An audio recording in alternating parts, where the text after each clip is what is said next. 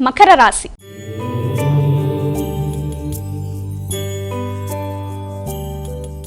అమ్మ, ఈరోజు మకర రాశి వారికి ఎలా ఉండబోతోంది? మకర రాశి వారికి ముఖ్యమైన విషయాల్లో అంటే సామర్థ్యాన్ని పెంపొందించుకుంటూ ముందుకు వెళ్ళడానికి విశేషంగా కృషి చేస్తారు. ఆ విషయంలో వ్యక్తిగత అభివృద్ధి కొరకు తీసుకునే నిర్ణయాలకు అవకాశం ఉంది.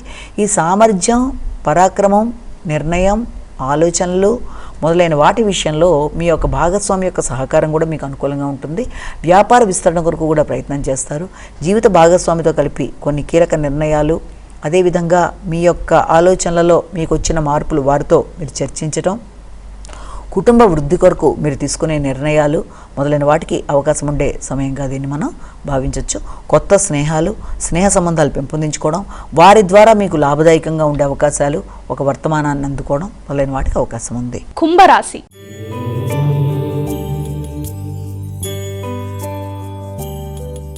అమ్మ, ఈరోజు కుంభరాశి వారికి ఏ విధంగా ఉండబోతోంది? కుంభరాశి వారికి కుటుంబ వాతావరణం చాలా వరకు ఆర్థిక సంబంధమైన విషయాలు కావచ్చు, కుటుంబ వాతావరణం కావచ్చు, వాటి మీద ఎక్కువ శాతం దృష్టి కేటాయిస్తారు.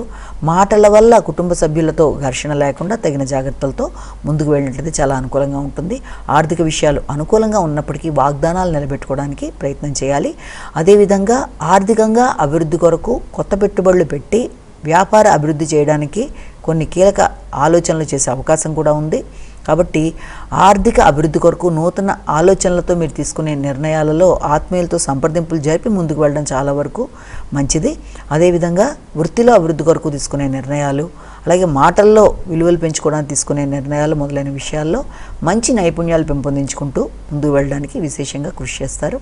కృషిశీలత పెంపొందించుకోవడానికి మంచి అవకాశం ఉండే సమయంగా మనం భావించవచ్చు. మీనరాశి.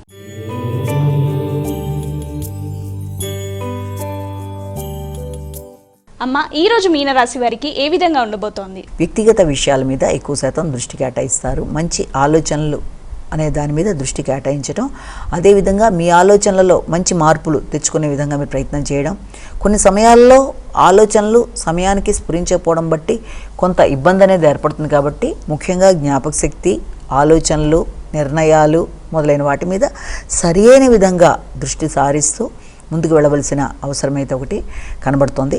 అదేవిధంగా వ్యక్తిగత వృత్తికి సంబంధించిన విషయాలు మొదలైన వాటి కొరకు కూడా ఆలోచనలు చేస్తారు. ఆధ్యాత్మికత పెరుగుతుంది, ఉపాసనా బలం పెరుగుతుంది. ముఖ్యంగా మంచి ఆలోచనలతో, నిర్ణయాలతో ముందుకు వెళ్ళడానికి ప్రయత్నం చేస్తారు. సంతాన వర్గంతో చక్కటి సఖ్యత, మీ ఆలోచనలు వికసించడం మొదలైన వాటికి అవకాశం ఉండే సమయంగానే దీన్ని మనం భావించవచ్చు.